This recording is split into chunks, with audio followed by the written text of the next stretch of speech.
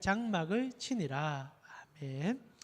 한 부흥 강사가 농담처럼 했던 설교가 기억이 납니다. 오래된 설교인데도 조금 기억이 나고 오늘 설교를 준비하는데 좀 기억을 나는데 그 부흥사가 이런 얘기를 했어요. 왜 결혼 정년기에는 사람들이 자기보다 나이가 좀 더 어린 사람을 선호할까? 이렇게 부흥사가 얘기했습니다. 요즘 이런 얘기 하면은 난리 납니다. 맞죠? 뭐 그런 게 뭐 이렇게 사람을 찾고 이렇게 하는 것에 대해서 어리다, 뭐 이렇게 젊다 이런 것에 대해서 조금 사람들이 좋게 보진 않는데, 여하튼 그 옛날 부흥사는 뭐 그런 거 노골적으로 설교하는 분이셨어요. 그래서 나이 드신 뭐 남자든 여자든 간에 보통 3, 40대 다 지나는 그런 여성이든 남성이든 간에 왜 자기보다 조금 더 나이 많은 사람이 아닌 한 살이라도 어린 사람을 찾을까라고 얘기하면서 이제 이분이 이런 얘기를 했어요. 단순히 젊다고 그러는 것은 아닌 것 같아. 자기의 생각입니다. 나의 생각에 젊으면 젊을수록 그 신선함이 있다. 이런 얘기를 합니다. 그래서 사람들이 조금 놀랬죠. 사실 오늘날 이런 얘기하면 난리 납니다. 근데 그분이 이제 신선하다 얘기하면서 그 신선하다 하는 이유가 뭐냐면 세상을 아직 모르기 때문에 무엇을 해줘도 감탄한다는 얘기를 합니다. 실제로 생각해 보면 처음 이제 사회생활을 시작하고 대학교에 처음 갔을 경우에 모든 것이 사실 놀랍지 않습니까? 내가 아르바이트를 해서 첫 월급을 받았을 때 그 돈이 얼마나 좋은지, 부모님 뭐 빨간 내복도 사드리게 하고, 요즘은 그런 내복 사주진 않겠지만 옛날에 그랬지 않습니까? 그러면 감탄하고 좋아하고, 때로는 내 돈 가지고 뷔페를 처음 갔을 때 이야, 내 돈으로 이런 거 먹을 수 있구나 할 때 그 감탄들. 그래서 연애를 하더라도 좀 나이가 이제 있는 분들이 자기의 재정적 사항이 있으니까 이제 연애를 하는 분에게 대접을 하면은 젊으면 젊을수록 감탄 수치가 높아진다는 겁니다. 어릴수록 야, 나에게 이런 것에, 나를 이런 곳에 이런 것을 선물해 주다니 너무 고마워요 라고 얘기하는데, 좀 나이가 들고 어느 정도 재정적 사항도 해결이 되고 직장생활을 오래 하면은 그런 감탄이 사라진다고 얘기합니다. 그럼 막 주면은 그냥 주는갑다, 받으면 그냥 고맙긴 하지만은 뭐 이 정도 수준이 되다 보니까 연애를, 특히 연애하는 사람들에게는 신선함이 너무 떨어지고 그러다 보니까 연애가 지속되지 못하는 경우가 있다라고 얘기하는 그런 옛날 목사님이 계셨습니다. 그러나 제가 오늘 설교를 준비하면서 그때의 예화가 떠올랐던, 그런 목사님의 이야기가 떠올랐던 것은 실제로 우리 신앙이 그럴 수 있다는 생각이 듭니다. 세월이 지나면 지날수록 더욱더 기대가 되어지고 더 놀라워지며 더 하나님 앞에 떨리면 좋은데, 많은 분들이 신선함은 사라지고 익숙함과 종교생활과 시스템에 너무 익숙해지다 보니까 더 이상 기대하지 아니하고 오시는, 그리고 기대하지 아니하고 주님을 만나러 오는 분들이 제법 많아지는 것 같다는 사실이죠. 사랑하는 우리 가운 식구 여러분, 여러분은 2025년 첫 예배를 지금 같이 드리고 있습니다. 오실 때 가슴이 좀 떨리셨습니까? 올해 첫 예배인데 이제 주님과 함께 나아가는 시간인데, 와, 정말 주님 나와 함께 해주시기를 바랍니다 라는 설렘으로 오셨습니까? 아니면 아이고 피곤하다, 올해도 우리 또 예배 시작하는구나, 아이고 정말 어떻게 해야 되지, 아이고 세상이 이렇게 혼탁한데 오늘 또 이렇게 나가야 되나, 이런 마음의 무거운 짐으로 오셨습니까? 여러분의 마음 상태는 혹시나 어떠하십니까? 저는 오늘 여러분이 설렘이 회복되기를 바라는 마음에 오늘 설교를 준비했고, 주님 앞에 기대감이 넘쳐날 수 있는 성도가 되었으면 좋겠다는 마음으로 준비했었습니다. 실제로 예수님께서 이제 사도 요한을 부르시고 요한계시록의 말씀을 집필할 때 그 초대에, 맞죠, 소아시아 지역에 있는 7교회 첫 교회라 부를 수 있는 가장 오래된 역사, 가장 큰 교회인 에베소 교회에 했던 말이 아직도 기억이 나죠. 너희가 첫사랑을 잃었다. 한국 교회도 이제 선교 120주년이 훌쩍 지나갑니다. 그리고 우리 모두는 첫사랑을 잃어버린 것 같다는 생각이 좀 듭니다. 하나님 앞에 예배 드릴 때 너무 행복해서, 주님 앞에 나오는 그 설렘이 커서, 특히 새해 첫 예배인데 기쁨과 감격과 행복함이 가득하기보다는 첫사랑을 잃어버리냐, 시스템에 맞춰가는 우리 모습이 있지 않는가 돌아보면서 오늘 주님께서 우리에게 부르는 말씀 속에 들어가 보고 싶다는 생각이 든다는 거죠. 다시 한번 묻고 싶습니다. 여러분은 25년 기대함으로, 정말 설레임으로 주님 앞에 나오셨습니까? 만약 안 생긴다면 말씀 듣고 생기시면 됩니다. 왜냐하면 주님께서는 없는 것을 있게 하시고 그리고 부족한 것을 높이시는 분이니까요. 오늘 이 예배를 끝날 때 여러분 마음에 주님 때문에 다시 한번 25년 설레고 싶습니다. 주님께 나아가고 싶습니다 라는 마음이 많이 들었으면 좋겠습니다. 오늘 본문은요, 이스라엘 백성들이 출애굽 후 처음으로 맞닥뜨린 시련에 관한 내용입니다. 아시다시피 이스라엘 백성들은 이집트에서 종살이를 하면서 지독한 고난을 경험했고 슬픔을 경험했던 인생들이었죠. 400년을 종으로 살았습니다.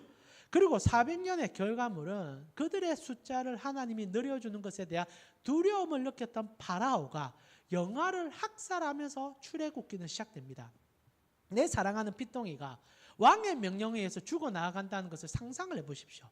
얼마나 잔인하며 잔혹하며 비참한 환경 속에서 성경이 기록되고 있었겠습니까? 그런데 그들이 그 비참함을 넘어서고 하나님 앞에 울부짖기 시작하자 하나님은 귀를 기울이시고 그들의 눈에 눈을 맞추시며 한 명의 구원자를 뽑아주시는 내용이 출애굽기의 사실 전체 내용이죠. 그 인물이 모세였었습니다. 사실 모세는 우리 구주 예수 그리스도의 그림자와 같죠. 하나님이 한 사람을 뽑아 온 민족을 구원하고자 하는 그것이 처음으로 우리 가운데 보여지기 시작합니다. 그리고 모세는 하나님의 이름을 가지고 하나님의 뜻을 가지고 이집트에 들어가죠. 그러나 그의 사역은 녹록지 않았습니다. 여러분 잘 알다시피 모세가 아론과 함께 파라오 앞에 등장하자마자 파라오는 극대노를 하면서 이스라엘 백성들에게 엄청난 시련을 던져주기 시작합니다. 농사를 힘겹게 짓게 만들고 벽돌 굽는 일에 재료들을 다 삭제시켜서 더한 고통, 잠을 자지 못할 정도로 힘들게 만드는 일들을 하게 만들죠. 그러나 그것은 사실상 파라오의 마지막 발악과 같았을 뿐입니다. 하나님이 임재하는데 어느 누가 그분의 영광을 막을 수 있겠습니까? 파라오의 발악은 그 한 번의 순간으로 끝나게 되고 모세가 하나님의 지팡이를 들고 호령하기 시작하자 이집트 땅에는 10가지의 재앙이 이루어지면서 그들이 추구하고 그들이 사랑했던 모든 것들이 가짜임을 하나님이 증명할 뿐 아니라 그들의 죄악에 대한 충분한 벌을 이집트 백성들에게 쏟아붓기 시작합니다. 그들의 재산이 한순간에 사라지고 그들의 육신에 질병이 일어나며 이스라엘 백성들을 종이라 생각하면서 퍼부었던 그 악한 말들이 그들에게 다시 돌아오는 공의의 하나님의 손이 이집트 가운데 임하기 시작합니다. 이때까지 서러움을 당하고 고통받았던 이스라엘 백성들은 10가지 재앙이 진행되면 진행될수록 통쾌함과 회복과 영광을 찬양하기 시작합니다. 하나님의 공의의 실현에 하나님을 따르는 자들의 기쁨은 당연한 결과물입니다. 그래서 이스라엘 백성들이 찬양하고 노래하고 기뻐하며 10가지 재앙이 맞춰질 때 하나님은 이스라엘 백성과 이집트 백성에게 동일하게 보여줍니다. 생명의 근원이 나이니 나를 찾는 자가 너희에게 생명의 공급함을 줄 것이다. 장자의 죽음. 세상 누구나 경험할 수밖에 없는 그 죽음 앞에 하나님은 지켜주시고 보호하실 뿐 아니라 그들을 영원한 생명으로 끌어감을 보여주심으로 이제부터 이루어져가는 하나님의 백성들은 그 영광과 영생의 기쁨을 소유하여 주님의 뜻하심 속에 살아야 될 것을 보여주죠. 그리고 하나님과 함께 이스라엘 백성들은 손을 잡고 이집트를 떠나게 됩니다. 그 과정도 결코 쉽지는 않았죠. 사랑 우리 가운데 여러분 잘 아시겠지만 그들이 그렇게 떠나는 과정 속에 하나님은 또한 홍해를 갈라주시고 이집트 백성들이 그 진을 쳤을 때 그들을 숨을 시킴을 통하여 하나님은 전쟁에 능하시고 우리 삶의 어떤 환경에도 이길 수 있는 분이름을 보여주셨습니다. 그리고 이제 나아가게 되죠. 그것이 이제 여러분과 함께 읽었던 15장의 첫 시작의 내용이기도 합니다. 우리는 이제 15장 후반전을 읽었지만 첫 시작은 홍해를 도하하고 난 다음에 이스라엘 백성들이 얼마나 가슴이 벅찼는지 노래를 부르는 내용으로 마무리 짓습니다. 먼저 모세가 노래를 합니다. 하나님은 영화롭고 기쁘신 분입니다라고 찬양을 합니다. 그러자 여성들이 함께 모여와서 미리암을 주축으로 하여 하답송을 부르기 시작합니다. 만군의 여호와는 모든 것에 능하신 분입니다. 함께 하답하며 합송을 뭐라고 부르죠? 남녀 같이 부르는 그 찬양을 부르기 시작하면서 그 격한 감동으로 주님의 높고 위대하심을 찬양하며 이제 출애굽이 시작되었습니다. 그리고 그들은 광야로 진행을 시작하죠. 그런데 말입니다. 그렇게 격한 감동과 하나님의 전능하심과 놀라움을 경험했던 이스라엘 백성들이 딱 3일 만에 원망과 불평의 자리에 서 있음을 보여주는 게 성경이죠. 오늘 보면 이렇게 시작합니다. 출애굽기 15장 22절입니다. 우리 같이 한번 읽어볼까요? 같이 읽겠습니다. 모세가 홍해에서 이스라엘을 인도하며 사흘 길을 걸었으나 물을 얻지 못하였더라. 자, 이스라엘 백성들이 3일 길을 가게 됩니다. 사흘 길을 걸어가게 되는데 물이 이제 떨어지기 시작한 거예요. 여러분 한번 생각해 봐야 될 것이 이스라엘 백성들이 출애굽을 할 때 물을 준비하지 않았을까? 저는 준비했다고 생각합니다. 적은 숫자가 나온 건 아니죠. 아니, 많은 숫자가 나왔죠. 한 200만 가까이, 장정만 60만이니까 그냥 단순 계산했을 때 한 200만 되는 숫자니까 그들이 섭취해야 될 물은 어마어마했을 것입니다. 그러나 이집트는 나일강이라는 풍부한 수자원을 갖고 있었기 때문에 그들이 출애굽을 할 때 가족 단위로 물을 많이 준비했을 겁니다. 그리고 충분히 어느 정도 걸어가야 될 것을 예상했기 때문에 물을 챙겨 나왔겠죠. 그러나 그 물은 3일을 넘지는 못한 것 같아요. 물론 아직은 더 먹을 물이 있었던 것 같습니다. 그러니까 이제 뭐 죽자 살자 덤빈 건 아니니까요. 그러나 물이 떨어지기 시작했고 3일간 물을 주지 않으니까 두려움이 그들을 엄습하기 시작한 거죠. 사실상 우리 신앙의 가장 큰 문제점은요, 두려움입니다. 현상이 일어나면 해결하면 되지만 실제로 일어나기 전에 두려움이 우리에게 엄습함을 통하여 하나님 앞에 나아가는 걸음을 막을 때가 많아요. 이스라엘 백성들이 광야에 나아가자마자 이 광야라는 것은 우리 인생 여정이요, 신앙의 여정과 동일한 거 아니겠습니까? 그래서 40년 광야 생활하죠. 이 시브린들에게 40년은 한 인생의 한 텀을 얘기합니다. 즉 우리 인생 자체를 설명하는데 딱 하나님으로부터 용기를 얻어서 첫 발을 내딛었는데 3일 만에 결핍을 느끼기 시작했다는 것이 성경의 증거죠. 그리고 나서 그들이 결핍을 느끼고 있는 순간에 참으로 감사한 은혜의 장면을 만나게 됩니다. 그게 이제 하나님으로부터 예비되어 있던 하나의 호수라고 부를 수 있는 큰 물줄기를 만난 것 같아요. 근데 문제가 생기죠. 여러분 잘 알다시피 그들이 이제 물이 좀 떨어져 가고 3일간 광야 생활을 하다가 마라라 부르는, 사실 마라라 이 말이 좀 독특합니다. 23절을 보니까 마라에 이르렀더니 그곳 물이 써서 마시지 못하였겠으므로 그 이름을 마라라 하였더라.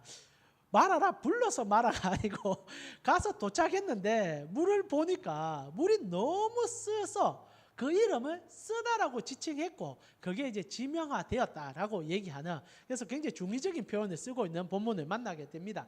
자, 중요한 것은 3일간 진행하면서 물의 수자원 공급처가 사라지고 나니까 이스라엘 백성들이 조금씩 당하기 시작했고, 그리고 당하는 과정 속에 물이 이제 공급이 돼야 되는데 어떻게 하면 공급될까라고 고민하는 과정 속에 수자원을 만나게 됐다는 거죠.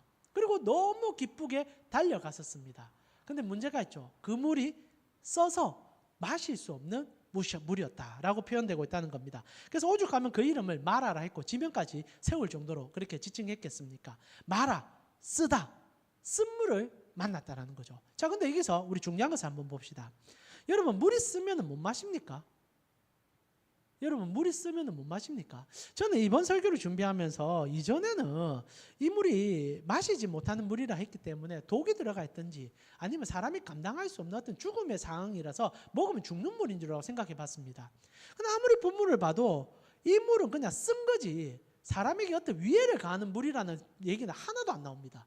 본문은 그래요. 다만 써서 마시지 못한다는 얘기가 나온다는 겁니다. 여러분 만약에 이 비슷한 사건이 사무엘 11기서에도 나오죠. 엘리사가 맞죠? 물을 만났는데 그 물이 근원이 독이 들어있어서 선지자의 생도들이 물을 마셨을 때 사망이 임한다는 얘기를 합니다. 그때 이제 비슷한 사건로 이제 또 엘리사가 해결하는 사건이 있죠. 그때는 명확하게 물에 독이 섞여 있다라고 표현하고 그걸 마실 경우에 죽는다라고 표현해 줍니다. 근데 여러분과 제가 읽고 있는 본문은 이 물이 사람에게 위해를 강한다는 표현 자체가 없습니다. 그리고 오히려 표현 자체도 쓰다라는 미각적 표현을 쓰고 있다는 거예요. 이 감각의 표현을 쓴다는 겁니다. 여러분 물이 씁니다. 자, 씁니다. 여러분 그러면 못 먹을 정도의 물인 것 같긴 합니다. 역한 물이겠지요. 그러나 마음만 먹으면 먹을 수 있을까요 없을까요? 라는 생각을 하게 만드는 본문이 오늘 본문이죠. 충분히 먹을 수 있는 물이라는 생각이 저는 듭니다.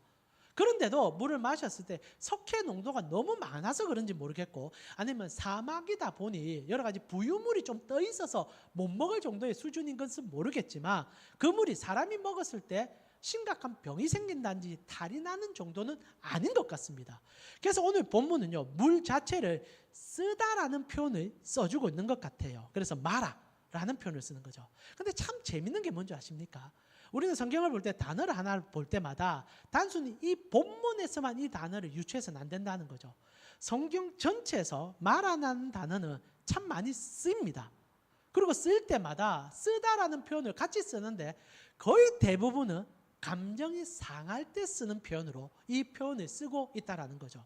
단순히 물리적으로 못 먹는 아니면 먹기에 불편한 것을 설명할 때도 쓸 수는 있지만 성경 전체적으로 볼 때는 거의 대부분이 이것은 사람의 감정의 표현적 표현으로 쓸 때가 많다는 거죠. 대표적으로 루키가 그런 표현을 쓰는 것 알고 계시죠? 루키가 이제 여러분 나오미가 그때 우리 루키 설교할 때 들으셨죠? 나오미가 정말 기분 좋게 모압 땅에 갔다가 쫄딱 망해서 돌아옵니다. 그때만 하더라도 돌아오는 과정에는 신앙의 결단을 하죠. 똑같아요. 출애굽과 똑같아요. 돌아오는데 3일 정도 걸렸는지 모르겠는데 딱 돌아오자마자 어떻게 됩니까? 마라가 되어버리는 거죠. 쓰다라고 얘기하는 거예요. 내 인생이 너무 쓰다. 내 인생이 너무 비참하다라고 얘기하는 본문을 우리가 보았다는 겁니다. 자, 이렇게 볼 때 여러분 먼저 기억해야 될 것은 히브리인들이 이 이스라엘 백성들이 못 먹을 물을 만난 것은 아니다라는 것과 함께 쓰다라는 물의 표현을 통하여 지금 그들의 심적 상태 또한 묘사하고 있는 본문임을 보셨으면 좋겠다는 거예요. 자, 여러분 오늘 이 내용이 3일 만에 일어난 내용입니다. 물을 준비했다면 적어도 일주일이나 적어도 10일 정도의 분량을 준비하지 않았을까요? 여러분 이스라엘 백성들이 이집트를 나아갈 때 어마어마한 환대 속에 나아갑니다. 물론 파라오만 미워했지 이집트 백성들은요, 이스라엘 백성들이 나아갈 때 축복을 해주고 금은 보화를 몸에 안겨주고 소와 양떼를 있는 대로 주면서 하나님의 신민임을 인정하며 보냅니다. 그래서 이집트 백성들 가운데도 이스라엘 백성들을 따라가는 경우가 많았어요. 엄청난 것들을 다 준비했었습니다. 그 가운데 물이 없을 수는 없었을 거예요. 충분히 물을 준비했었을 겁니다. 그러나 3일이라는 시간은 불안감을 조성하는 시간이었고 물이 서서히 줄어드는 것을 본 과정이었다는 거죠. 제가 처음 설교를 시작할 때 것처럼 두려움이 엄습할 한 시점에 마라를 만났다는 거예요. 근데 그 물은 먹지 못하는 물이 아니라 단순히 미각적, 좋지 못하는 우리가 기대한 것보다 못하는 물을 만났다는 것이 문제가 되고 있다는 겁니다. 저는 오늘 이렇게 출애굽을 하고 나서 이스라엘 백성들이 딱 3일 만에 마라를 예비하신 하나님의 의도가 너무 적나라하게 느껴집니다. 사랑하는 우리 가운식구 여러분, 여러분의 신앙은 벌써 10년 이상 지나신 분이 대부분이고 하나님과 일평생 달려온 분도 제법 되시리라 생각합니다. 물론 오늘 설교를 듣는 분들 가운데 신앙생활 한 지 몇 년 되지 않은 분도 계시겠지만은 여러분 정말 주님을 믿고 행복하시기만 하셨습니까? 사실 처음 예수를 바로 만나면 너무너무 행복하지 않습니까? 모두가 아마 경험해요. 세상 천지에 주님만 있으면 다 해결될 것 같은 감격과 격함이 있습니다. 그런데 우리의 신앙이 1년이 지나고 2년이 지나고 그리고 3년이 지난 어느 시점만 되더라도 허지부지 무너지기 시작합니다. 아니 그 정도면 다행이죠. 6개월만 지나도 하나님은 우리에게 고난을 주는 분이라는 것을 알기 시작합니다. 하나님 앞에 기도한다고 다 들어지지 않는다는 사실도 알기 시작합니다. 그리고 나서 쓴물을 맛보기 시작하자 역하여 견딜 수 없어서 원망하는 우리의 신앙생활들이 많아지기 시작하죠. 저는 사실 오늘 첫 설교를 시작하면서 설레임으로 여러분에게 본문을 던진 이유가 있습니다. 우리가 왜 설레임이 사라지죠? 마라를 너무 많이 맛봤기 때문입니다. 만약 마라라고 생각 안 한다면 예배를 드릴 때 기쁠 거예요. 인생의 쓴맛을 너무 많이 봤습니다. 물론 그 과정 속에 하나님과 회복의 은혜도 경험했고 치유의 영광도 압니다.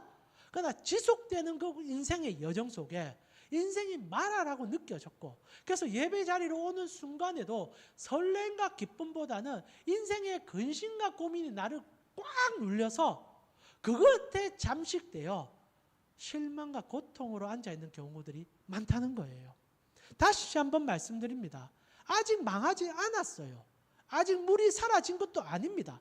그런데 내 마음대로 되지 않기 때문에 내 입맛에 맞지 않기 때문에 신음하고 고통하며 그 정도에서 넘어나는 것이 아니라 원망하기 시작하는 히브리인들은 우리의 신앙생활의 여정과 너무 흡사해 보이는 것은 나만의 생각은 아닌 것 같습니다. 결국 이 쓴물이라 표현할 수 있는 감정적 상태를 묘사하고 있는 이 물을 만났을 때 이스라엘 백성들은 모세에게 원망하기 시작합니다.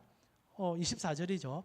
백성이 모세에게 원망하 이르되 우리가 무엇을 마실까라고 얘기합니다. 자, 여러분 꼭 기억하셔야 될 게 아직 이들에게 물이 끊어지지 않았습니다. 물이 없어서 정말 오늘 내일 물을 못 마시면 죽을 것 같다라며 본문 자체가 좀 달라질 수 있다고 생각합니다. 그 정도 수준은 아니에요. 다만 내가 저축한 금액이 한 1,000만 원 되는데 여러 가지 일을 경험하다 보니까 200~300만 원밖에 안 남은 거예요. 근데 200~300만 원 저축 가지고는 지금 새해 시작하기가 너무 두렵다는 거죠. 그러나 월급도 들어올 거고 환경은 여전히 내가 하는 것들이 있습니다. 그러나 줄어든 돈 때문에 두려움에 쌓여서 세상과 똑같이 근심 고민하는 성도에게 오늘 이 본문은 하나님이 주시는 내용과 같을 수 있다는 거예요. 그리고 줄어드는 금액을 보자마자 떨어진 것도 아니고 부도가 난 것도 아닌데 히브리인들은 원망하기 시작했다는 겁니다. 그래서 오늘 이 원망하다는 내용이 참 재밌어요. 히브리어로 보게 되면 이 룬이라는 단어를 쓰고 있는데 이 룬이라는 단어는요, 밤새워 중얼거리다라는 표현입니다. 그러니까 막 격하게 막 화를 내고 물을 달라! 진짜 물이 없으면 그래야 할 겁니다. 근데 오늘 이 원망이라는 룬의 단어는요, 지금 격한 감정의 표현이 아니라 그냥 궁시렁거리는 거예요. 짜증을 내는 겁니다. 그것도 근데 한두 명이 아니라 200만 명이 궁시렁거리는 겁니다. 야, 정말 얼마나 난리 났겠습니까? 사람들이 모여서 모세가 인도하는 과정 속에 물 앞에 섰는데 먹어보니까 마실 수는 있는데 물이 너무 쓴 거예요. 석회질이 너무 높은 겁니다. 나중에 그 많이 마시면 문제가 되긴 하겠지만 지금 당장 먹어도 별 문제가 없는 거예요. 근데 너무 역하니까 퇴보면서 막 모세에게 화를 내는 거예요. 야, 어떻게 하나님이 인도했는데 이런 쓴물을 주냐. 야, 하나님 믿고 나왔는데 뭐 일단 이런 정말 맛없는 물을 주냐. 이왕 줄 거면 정말 그 맛있는 물 주면 안 되냐. 이런 이제 불평과 불만이 터져 나왔다라는 겁니다. 그리고 이런 불평과 불만이 터져 나오는 것은 어떻게 보면 우리 인생에 있어서 당연한 수순인 것 같기도 합니다. 여러분, 내가 A라고 생각했는데 A가 아니라 C등급밖에 안 된다면 누가 기뻐하겠습니까? 그러나 중요한 것은 이 원망이 우리의 감정을 좀먹고 그리고 우리를 무너뜨리는 가장 큰 무기가 된다는 것을 우리가 잊지 말아야 된다는 거죠. 여러분, 왜 우리가 설렘이 사라진 줄 압니까? 익숙함과 지속됨이 우리 마음의 틈을 넓혀놨기 때문입니다. 히브리인들이 3일밖에 되진 않았는데 벌써 모든 것이 익숙해져 버린 거예요. 그리고 그 익숙함 속에서 물을 만나니까 그 옛날에는 종살이 할 때 그 눈치 보면서 먹었던 밥을 다 잊어버리고 하나님이 퍼부어주는 은혜가 너무 당연하다 생각하니까 물 자체도 단물이 돼야 된다고 생각하는 겁니다. 옛날에는 그 이집트에서 좋은 물 못 마셨어요. 좋은 건 못 마셨습니다. 그러나 마치 기억이 미화되듯이 이전에는 좋았을 뿐 아니라 이왕 하나님을 믿었으니까 최등급 A 뿔뿔뿔 줄 거라고 생각했는데 C등급 주놓으니까 이스라엘 백성들이 이전에는 D등급, F등급 먹었는데도 이제는 화가 나기 시작했다는 거죠. 그래서 중얼거리기 시작하는 겁니다. 투덜거리기 시작하는 거예요. 그런데 더 문제가 뭔지 아십니까? 이들이 중얼거리는 환경 속에서 결국 모세의 감정까지도 건드려 모세까지 폭발시켜 버렸다라는 사실이죠. 여러분 보고 있는 본문 중에 모세가 15장 25절에 여호와께 부르짖었더라라는 내용이 나옵니다. 여러분, 부르짖었다라는 표현은요, 여러분 기도했다는 표현이 아닙니다.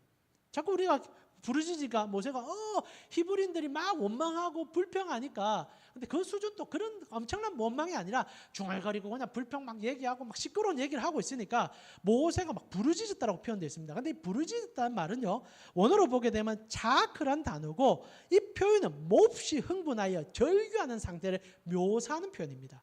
그러니까 모세가요, 사람들이 막 중얼거리니까 화가 나버린 거예요.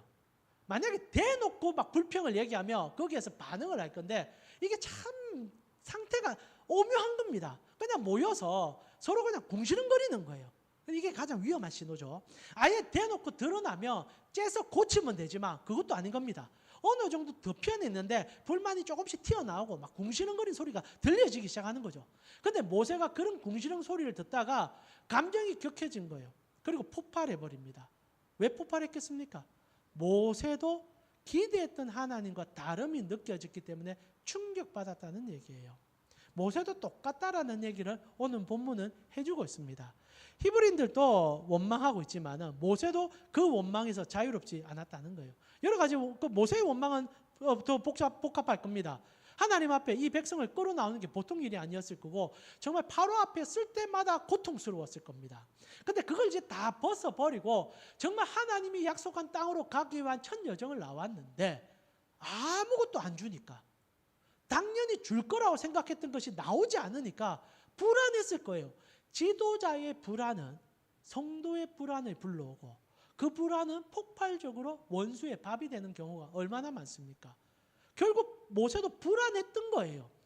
히브리인들은 불안함을 묘사했고 모세는 그것을 표현하지 못했을 뿐이지만 이렇게 화를 내는, 이렇게 원망하는 소리를 듣자마자 자기 속에 있던 불안이 폭발하면서 몹시 흥분하면서 하나님 앞에 대들기 시작한 거예요. 이게 뭡니까 하나님? 이왕 데리고 나왔으면 이런 소리는 안 듣게 해주셔야 하는 것 아닙니까? 라고 소리치는 모세가 등장하고 있다는 거죠. 그런데 말입니다, 오늘 우리가 이렇게 마라라고 부를 수 있는 인생의 쓴물을 볼 때 이스라엘 백성들과 모세가 잃어버린 것이 크다라는 것을 보일 수밖에 이끌어주는 내용인 것을 아셨으면 좋겠습니다. 사랑 우리 가운데 식구 여러분, 지금 히브리인들이 나오자마자 3일 만에 원망해서 막 궁시렁거리기 시작합니다. 마치 우리가 새해 첫날에 제가 오늘 여러분 얼굴을 좀 자세히 봤어요. 새해 첫날이니까 좀 행복한 미소, 즐거운 웃음이 있기를 바랬는데 물론 그런 분들도 있었지만은 또 인생의 또 고난함과 피곤함 때문에 지쳐 계시는 분들도 제법 보였습니다. 어쩔 수 없죠. 힘드니까. 제가 그걸 여러분에게 어떻게 탓하자는 게 아니라 오늘 우리는 원망하고 불평하는 과정 속에서 힘겨움을 토로할 수밖에 없는 인생인 것 또한 사실이라는 겁니다. 근데 이들이 잃어버린 게 있다라는 거죠. 15장 바로 앞에 그들이 어떤 일을 경험했습니까? 이들은 지금 원망하고 있습니다.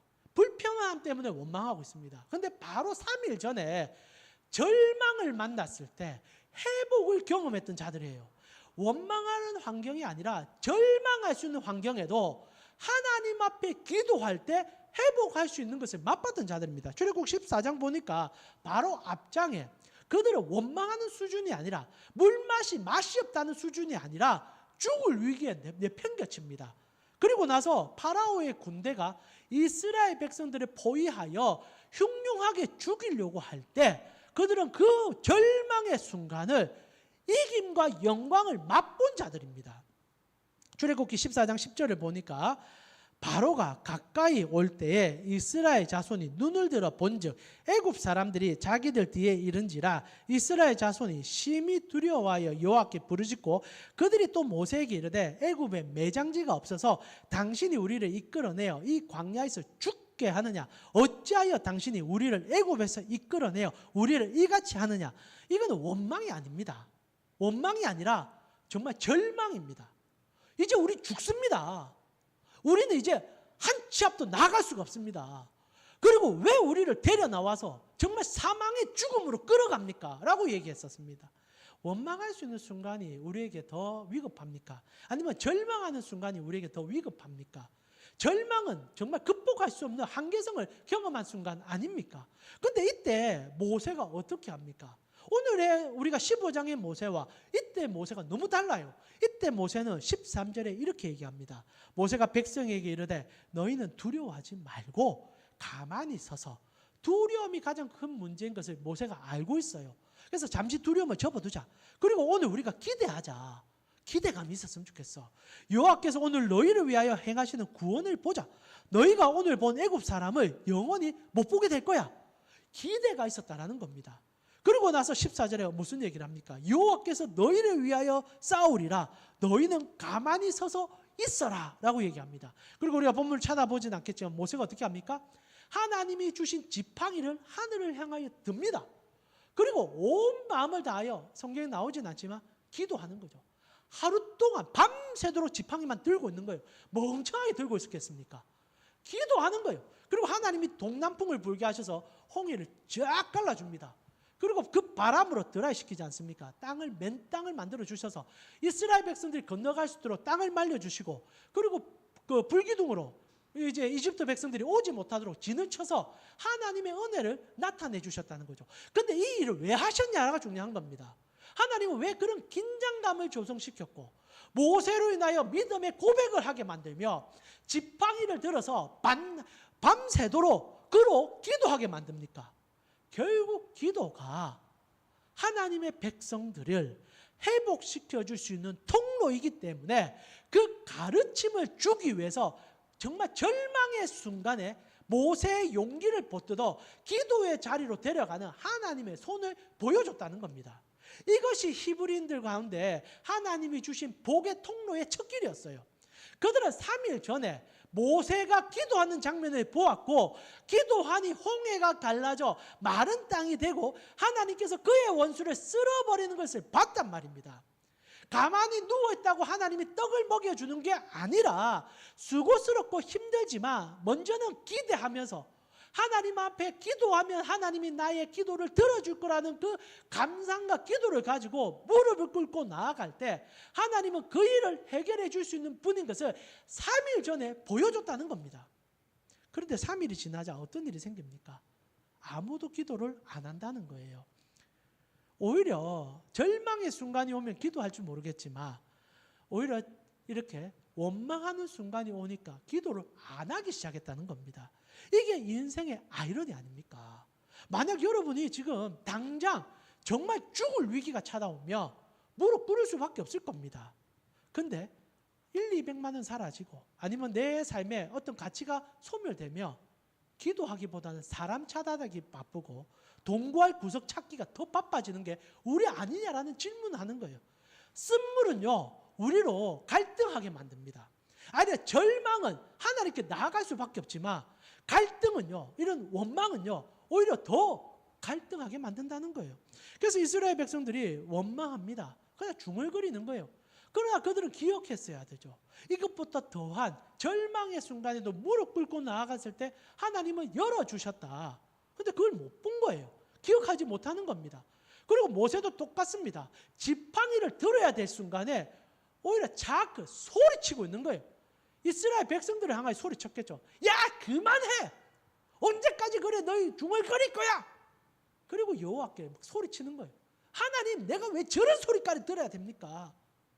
근데 놀랍게도요 하나님이 그들이 원망하고 부르짖고 모세까지도 하나님 앞에 이렇게 나아갈 때 하나님은 그 마음을 모두어 그들을 기도의 자리로 초청하기 시작했다는 겁니다. 여러분 오늘 저희가 정말 중요하게 봐야 되는 것은 제가 오늘 기도하자는 얘기를 하고 싶어 하는 것도 있겠지만 그냥 기도하자고 해서 기도가 되면은 제가 무슨 걱정하면서 이런 설교를 하겠습니까? 사실 2025년 저희 더 기도하기를 바라고 해서 저희가 올해 더 많이 모이자라는 강구 안에 금요일 저녁마다 이제 기도회도 복원해서 다시 하기로 이제 마음 먹고 있지 않습니까? 그래서 기도를 더 많이 하시는 교회가 되어지고 싶은 가정인데, 그럼 여러분에게 제가 기도하라 하면 여러분이 기도하는 거 습관에 따라 할 수도 있고 그냥 와서 앉을 수도 있습니다. 그러나 제 생각에 이렇게 우리 삶의 마라와 같은 삶의 여정이 계속 지속되며 기도 안 합니다. 오히려 거기에 잠식되어서 세상이 너무 바쁘기 때문에 거기에 몰입되어 버립니다.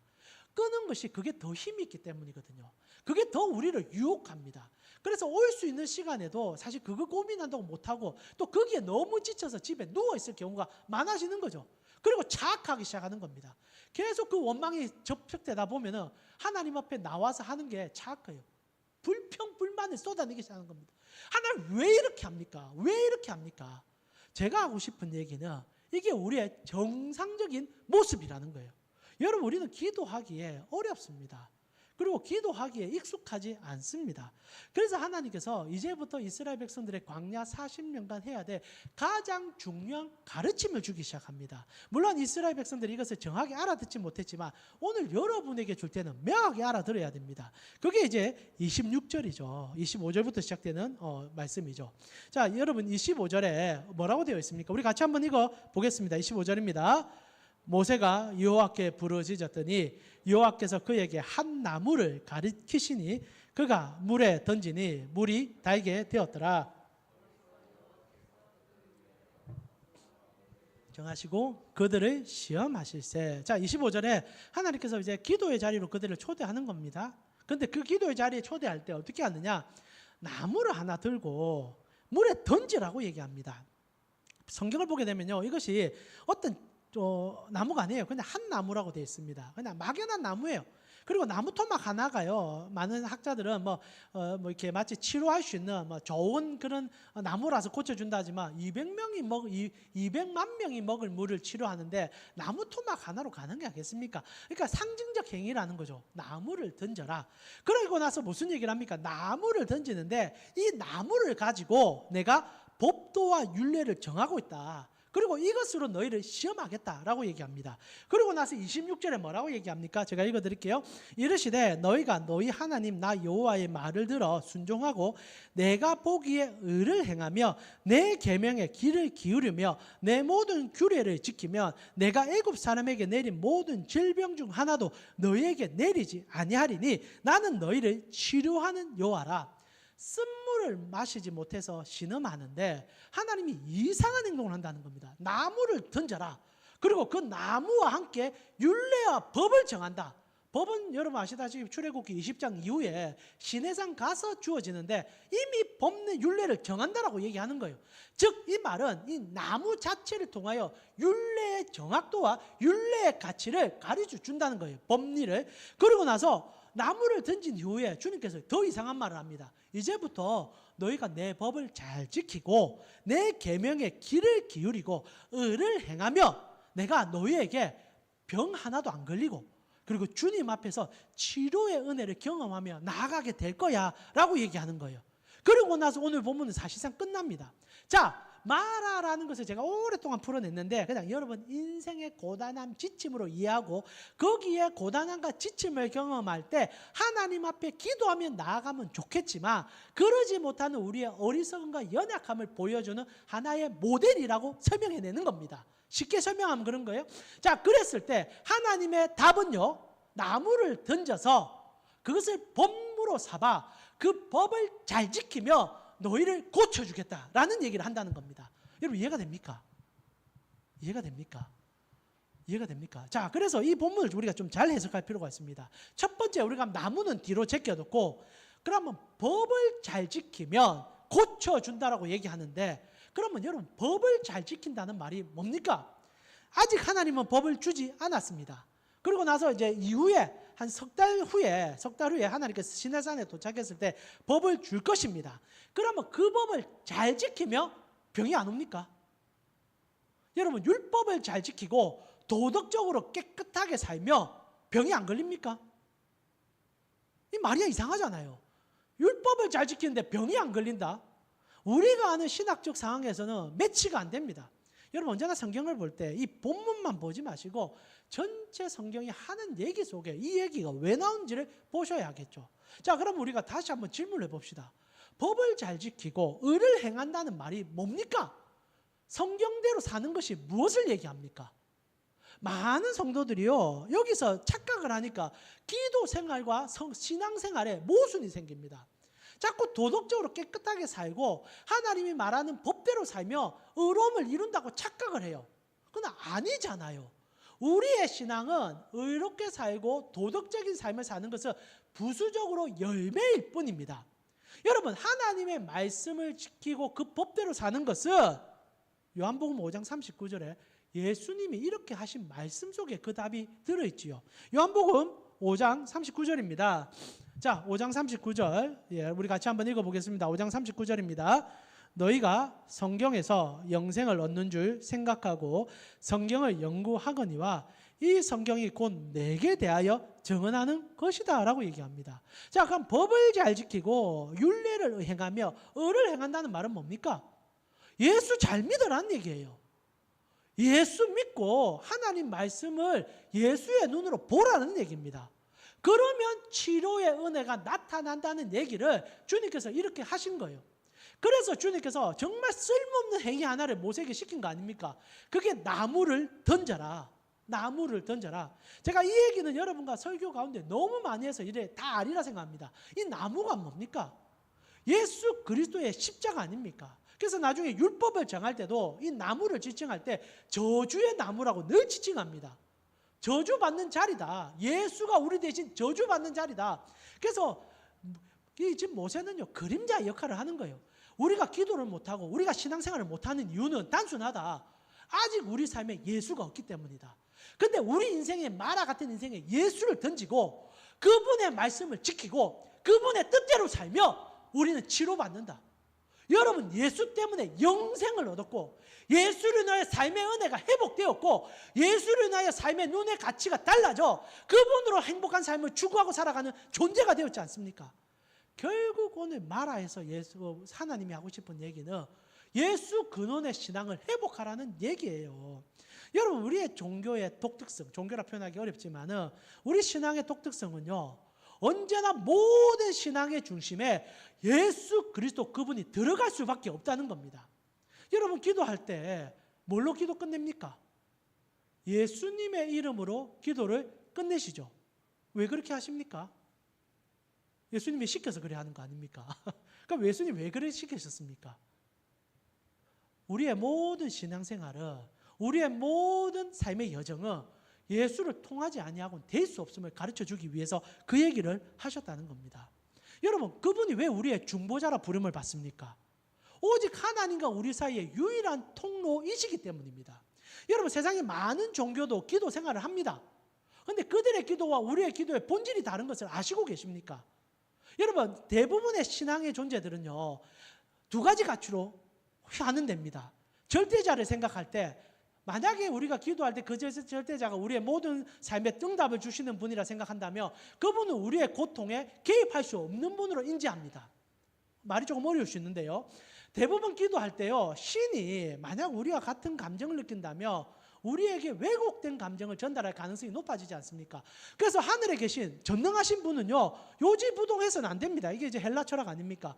그래서 신적 존재들은 그 가치가 언제나 그대로 있어야 되고 그 가치의 정확성으로 인하여 우리를 정확하게 판단하여 응답해야 되는 존재입니다. 그래서 그렇게 정말 우리의 생각에 전지전능한 분은 흔들림 없어야 되고 우리에 대해서 어떤 평가의 기준으로 다가오지 않아야 되는 분으로 인지합니다. 그리고 기도를 하는 종교가 있죠. 그리고 또 한편의 종교는 어떤 종교가 있습니까? 그냥 인간입니다. 인간. 감정이 요당치고 아무 가치에 흔들림이 없고 흔들리고 우리처럼 생각하고 그래서 우리에게 막 줍니다. 대부분 다 우리가 아는 이제 그런 종교의 신들이 이런 감정적 기복과 흔들림과 그러면서 인간의 기도의 정도와 분량에 따라서 응답하기도 하고 어떻게 헌금했냐에 따라서 가치를 부여하고 요동치는 신을 섬기는 경우들이 많이 있다는 거죠. 그러나 우리는 그 두 부류에 속하지 않습니다. 우리는 어느 것에서도 변하지 않는 하나님을 믿습니다. 그런데 그분이 우리 가운데 독생하신 아들을 주셨습니다. 그래서 독생은 독생자, 여러분 독특한 종류의 아들인 것을 아시죠? 우리와 같으시만 같지 아니하시는 그분을 주심을 통하여 우리의 삶을 모든 것을 경험케 하시고 우리가 삶을 살아갈 때 느끼고 알고 그리고 실험하며 마라 같은 모든 것이 그분이 알을 통하여 하나님께 전달될 수 있는 가치로 우리 가운데 나타나셨다라는 겁니다. 이 얘기를 제가 그냥 하는 게 아니라 히브리서 저자가 이 얘기를 우리에게 증거합니다. 히브리서 4장 15절을 보니까 예수님에 대하여 이렇게 얘기합니다. 우리 같이 한번 읽어볼까요? 우리에게 있는 대제사장은 우리의 연약함을 동정하지 못하실 이가 아니요 모든 일에 우리와 똑같이 시험을 받으신 이로되 죄가 없다. 정말 중요한 말입니다. 죄가 없다. 그분은 변하지 않는다.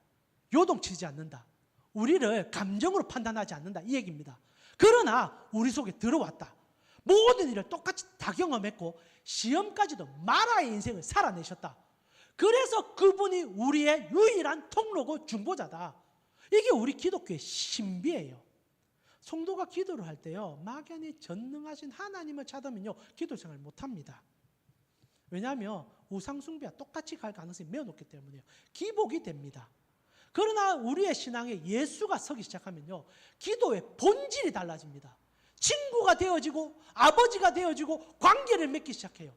그런데 그분은 깨끗하시고 죄가 없으시고 우리의 삶에 개입하여 삶의 영향력을 보여주신 분이 됩니다.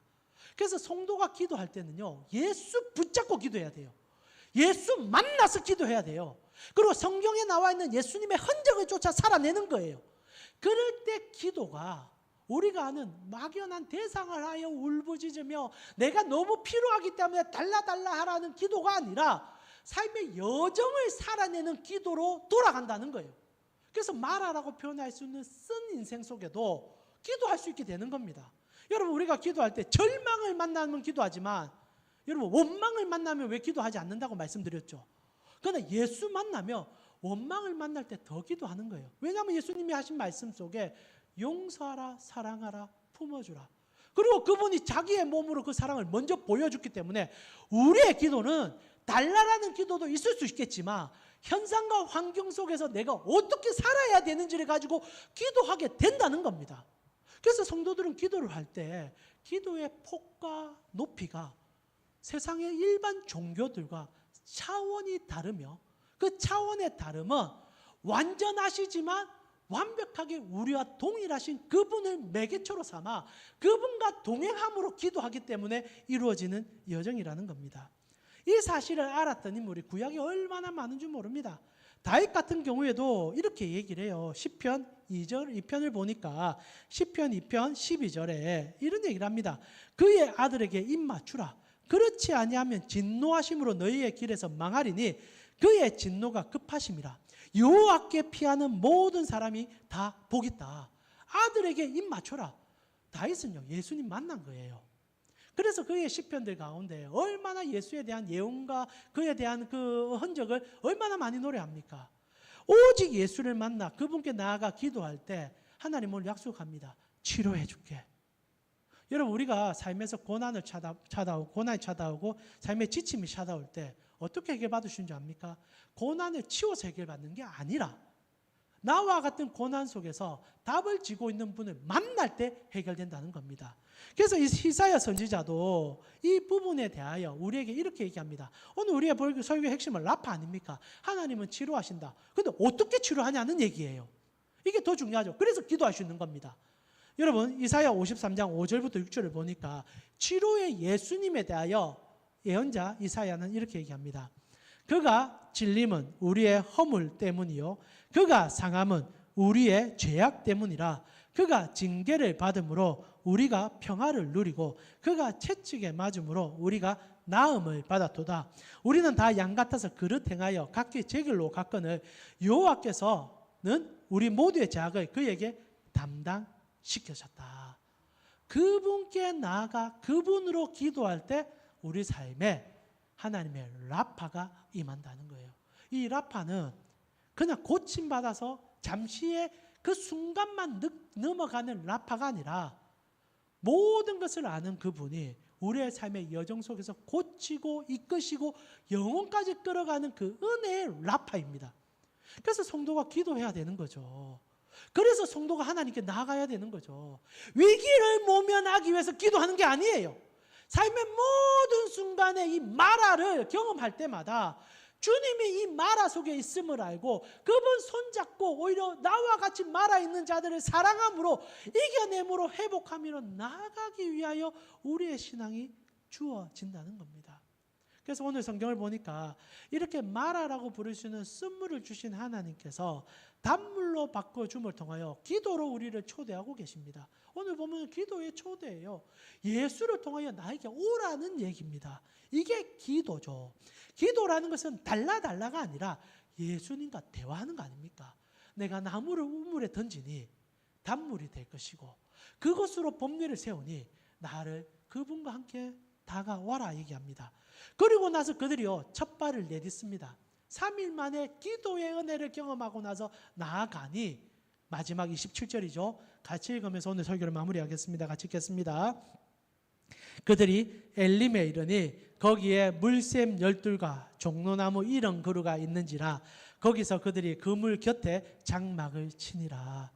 예수님 손 붙잡고 마라를 예수님과 함께 통과하니 주님이 준비된 회복의 은혜가 있었다라는 거예요.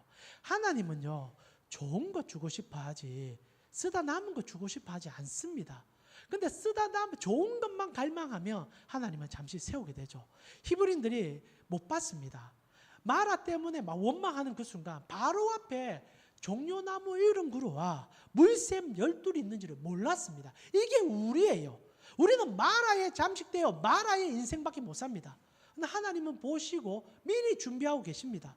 그러나 미리 준비된 그것이 중요한 게 아니라 마라 자체를 통과하며 예수 손 붙잡고 삶의 모든 순간에 그분의 나라를 꿈꾸고 그분의 아들이 되었음을 기뻐하고, 그래서 그분의 사랑을 세상 속에 살아내고자 하는 자들은 이 종려나무에 갔을 때 하나님을 찬양하게 된다는 거죠.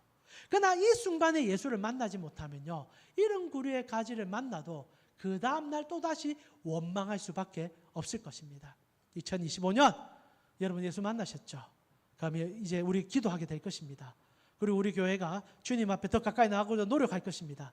그때마다 삶의 문제도 예수를 통하여, 삶의 기쁨도 예수를 통하여, 그래서 삶의 일상이 주님을 통하여 나아가는 귀한 은혜의 훈련들이 되었으면 좋겠어요. 그래서 매주 금요일마다 우리는 이제 마라의 시간을 갖습니다. 8시에. 정말 쓰죠. 이 추운 겨울에 8시에 교회 나와서 기도하기 쉽습니까? 그러나 오라는 겁니다. 와서 마라를 통과합시다. 그리고 기도하면요, 그것이 단물로 변해진 것을 내가 알게 됩니다. 이게 은혜예요. 그리고 마라를 맛보고 나면, 나아가면요, 이 단물을 맛보고 나면요, 세상이 하나님으로 준비된 세상인 것을 보게 될 것입니다. 2025년 주님이 우리의 치료자임을 알고 주님께 나아가 예수의 손을 붙잡고 그 은혜로 회복되는 여러분이 되셨으면 좋겠습니다.